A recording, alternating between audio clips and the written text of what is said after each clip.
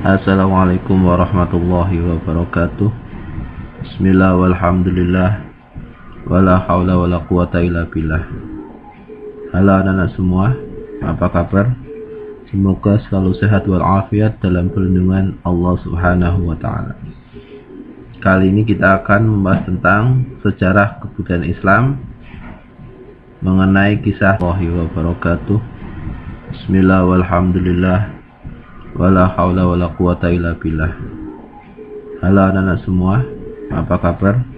Semoga selalu sehat walafiat dalam perlindungan Allah Subhanahu wa taala. Kali ini kita akan membahas tentang sejarah kebudayaan Islam mengenai kisah teladan sahabat Utsman bin Affan. Kemarin kita telah membahas tentang sahabat Abu Bakar As-Siddiq, Umar bin Khattab. Sekarang kita akan membahas tentang Utsman bin Affan. Utsman bin Affan radhiyallahu an adalah sahabat Rasulullah sallallahu alaihi wasallam yang santun, dermawan, dan mencurahkan perhatiannya yang besar terhadap perjuangan Rasulullah sallallahu alaihi wasallam.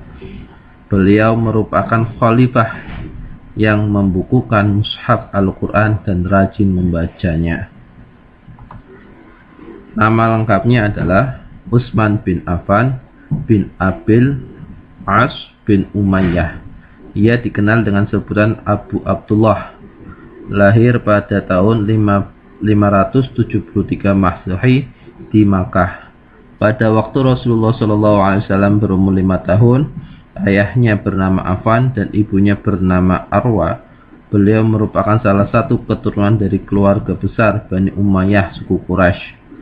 Sejak kecil, ia dikenal dengan kecerdasan, kejujuran, kesantunan, dan kesolehannya, sehingga Rasulullah SAW mengaguminya.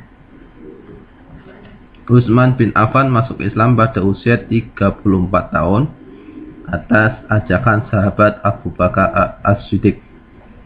Tertarik dengan ajakan Abu Bakar ini, beliau kemudian menghadap Rasulullah Sallallahu Alaihi Wasallam untuk menyatakan keimanan dan keislamannya. Sebelum dan sesudah masuk Islam, sahabat Utsman bin Affan adalah pedagang yang kaya raya. Beliau terkenal sangat dermawan, menginfakkan hartanya demi kepentingan Islam. Pada saat Rasulullah Sallallahu Alaihi Wasallam akan melakukan perang Tabuk, sahabat Utsman mendermakan 950 ekor unta, 59 ekor kuda, dan 1000 dinar untuk keperluan pasukan Islam. Sahabat Utsman juga mewakafkan sumur rumah yang dibeli dari orang Yahudi dengan harga 20.000 dirham untuk keperluan air bagi kaum muslimin. Sahabat Utsman juga pernah mengemban tugas diplomatik pada masa yang sulit dan penuh ancaman bahaya, yaitu ketika bertindak sebagai utusan Rasulullah SAW untuk melakukan perundingan dengan kaum Quraisy di Mekah. Penugasan ini melahirkan dua peristiwa penting, yakni Baitur Ridwan dan perjanjian Hudaybiyah.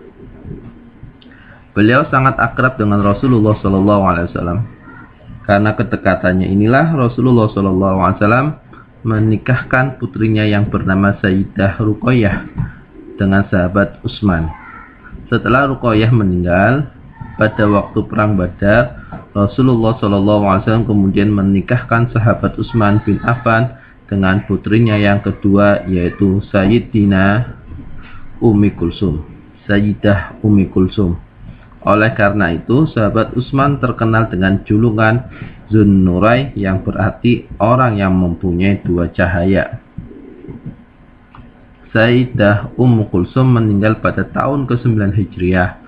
Rasulullah SAW berkata kepada sahabat Utsman, "Andai kata ada putri kami yang ketiga, akan kami nikahkan pula denganmu." Sahabat Utsman bin Affan termasuk salah satu as-sabiqunal awwalun, orang-orang yang pertama masuk Islam. Sahabat Utsman ikut hijrah ke Abyssinia atau Habasyah.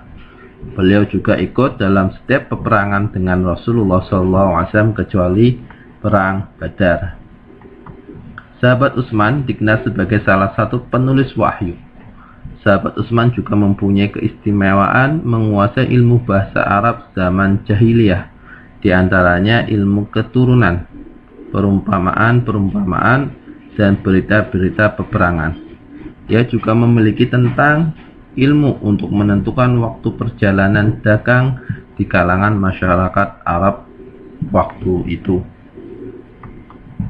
Oleh karena itu, meskipun pada pemerintahannya banyak sekali gejolak politik, karena kebijakan yang diambilnya, bukan berarti kepribadian sahabat Utsman yang berubah, tetapi disebabkan oleh kondisi kaum muslimin saat itu dan desakan-desakan dari luar dirinya. Karenanya, tidak benar jika sahabat Utsman disebut nepotisme dan lemah. Namun, karena orang-orang di lingkungannya menyembunyikan kebenaran yang seharusnya dilaporkan kepada sahabat Utsman sebagai khalifah, sahabat Utsman meninggal pada tahun 35 Hijriah karena ulah para pemberontak yang memasuki rumah beliau. Beliau meninggal dunia saat sedang membaca Al-Quran dalam usia 82 tahun. Demikian penjelasan tentang kisah teladan sahabat Utsman bin Affan. Kita akan bertemu di lain waktu. Cukup sekian dan terima kasih. Syukran. Khairul kalam wallahu muwaffiq ila aqwamit thoriq. Wassalamualaikum warahmatullahi wabarakatuh. Meneladani sifat Utsman bin Affan radhiyallahu anhu.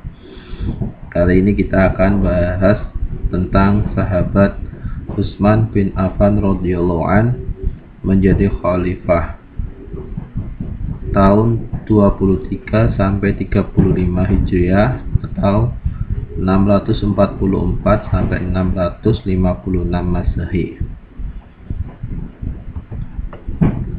Beberapa saat sebelum meninggal, sahabat Umar bin Khattab radhiyallahu anhu tidak menunjuk seseorang yang akan menggantikan kedudukannya. Ketika beliau didesak untuk menunjuk seseorang pengganti, beliau menjawabnya dengan bijaksana. Andai kata saya menunjuk siapa yang akan menjadi khalifah sesudah saya, maka telah ada seorang yang lebih baik daripada saya yang telah melakukan hal ini, yakni Abu Bakar telah melakukan penunjukan. Dan kalau saya tidak menunjuk, telah pernah pula yang lebih baik dari saya, maksudnya Rasulullah SAW yang berbuat demikian. Meskipun tidak menunjuk seseorang yang akan menggantikan kedudukannya, akan tetapi beliau menyarankan agar khalifah berikutnya adalah salah satu dari 6 sahabat yang dijamin masuk surga oleh Rasulullah SAW. Mereka adalah Utsman bin Affan, Ali bin Abi Thalib, Zubair bin Awam, Sa'ad bin Abi Waqqas, dan Abdurrahman bin Auf. Dewan pemilihan khalifah yang beranggotakan 6 sahabat ini disebut Ahlul Halli wal Aqdi. Dari ke-6 sahabat pilihan khalifah Umar di atas, maka sahabat Utsman lah yang terpilih menjadi khalifah yang menggantikan khalifah Umar bin Khattab. Khalifah Utsman dipilih menjadi khalifah pada saat berusia 70 tahun. Khalifah Utsman memikul tugas yang sangat berat untuk melanjutkan pemerintahan Khalifah Umar bin Khattab. Khalifah Utsman memerintah dengan penuh kelembutan dan santun. Ia merupakan khalifah terlama di antara 4 khalifah Khulafaur Rasyidin, yakni menjabat selama 12 tahun. Prestasi Khalifah Utsman bin Affan diantaranya adalah: 1. Menumpas pemberontakan di daerah. Semenjak Khalifah Umar bin Khattab wafat, daerah-daerah yang sudah dikuasai Islam pada masa Khalifah Umar melakukan pemberontakan. Mereka ingin membangkitkan kekuasaan pemerintahan lama yang telah dikalahkan. Para mantan penguasa dan penjabat pemerintahan lama di Persia menyusun kekuatan untuk menjadikan mereka berkuasa lagi. Pemberontakan ini terjadi di Khurasan. Di samping itu, kota Iskandariyah yang dulunya telah dikuasai oleh pemerintahan Islam diserang oleh bangsa Romawi yang dipimpin oleh Panglima Manuel dari Armenia. Khalifah Utsman mengirim pasukan untuk menumpas kedua pemberontakan di atas. Pasukan yang dikirim Khalifah berhasil menumpas kedua pemberontakan tersebut. Dengan kemenangan ini, daerah Khurasan dan Iskandariyah berhasil dikuasai kembali oleh pemerintahan Islam. Kedua daerah tersebut kembali aman, tentram di bawah panji-panji Islam. 2. Prestasi Utsman bin Affan menghadapi pertentangan bangsa Romawi. Khalifah Utsman berhasil mengirim pasukan untuk melawan pasukan Romawi yang dipimpin Kaisar Konstantin. Sementara pasukan Islam dipimpin oleh Abdullah ibnu Abi Sarrah, gubernur Mesir. Peperangan ini terjadi di Laut Tengah dekat kota Iskandariyah pada tahun 31 Hijriah. Peperangan ini melibatkan banyak kapal perang sehingga perang ini dinamakan Perang Zatis Sawari, peperangan tiang kapal. Pasukan Islam hanya berjumlah 200 kapal, sedangkan pasukan musuh berjumlah 1000 kapal. Namun pasukan Islam berhasil membuat pasukan Romawi kocar-kacir. Prestasi Utsman bin Affan berikutnya adalah membukukan Mushaf Al-Quran. Pada masa Khalifah Utsman, daerah kekuasaan Islam semakin luas dan sahabat Nabi banyak menyebar di berbagai daerah. Hal ini menyebabkan peragamannya dialek pembacaan Al-Quran. Perbedaan ini dapat memicu perpecahan di antara umat Islam. Karena itu, Khalifah Utsman membuat keputusan untuk menyeragamkan bacaan Al-Quran dalam satu mushaf.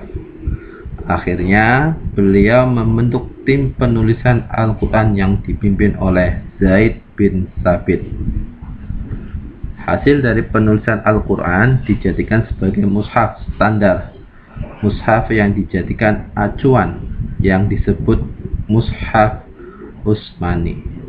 Terdapat 6 buah mushaf, satu untuk Khalifah Utsman, yang lain dikirim ke Mekah, Madinah, Basrah, Kufah, Syam atau Syria. Mushaf Al-Quran selain yang 6 tersebut diperintahkan untuk dibakar. Mushaf Al-Quran yang ditulis pada masa Khalifah Utsman, yang sekarang banyak menjadi rujukan kaum muslimin seluruh dunia hingga saat ini. Pada masa sahabat Utsman, banyak gubernur dan penjabat yang hidup mewah dan gemerlap. Anjuran khalifah sebelumnya, Khalifah Umar, sudah tidak diperhatikan lagi. Karena itu banyak pejabat yang menumpuk kekayaan, terutama gubernur Syam, sahabat Muawiyah. Sebagian masyarakat ada yang tidak puas dengan kondisi ini sehingga berkhianat kepada Khalifah Utsman dan bersekongkol dengan kaum Yahudi yang dipimpin oleh Abdullah bin Sabah. Hal ini menunjukkan bahwa Khalifah Utsman menjadi korban kebencian sebagian rakyatnya, sebab yang melakukan pemborosan dan bermewah-mewah yang dibenci rakyat adalah para pejabat yang di bawah Khalifah Utsman. Di antaranya Marwan bin Hakam. Para pejabat tersebut sering membuat kesalahan dan menutup-nutupi di hadapan Khalifah. kelembutan dan kesantunan Khalifah Utsman dimanfaatkan oleh kelompok yang mengundurkan diri sendiri. Demikian pelajaran tentang sahabat Utsman menjadi Khalifatul Rasyidin. Semoga bermanfaat. Syukron, terima kasih. Sampai jumpa di lain waktu.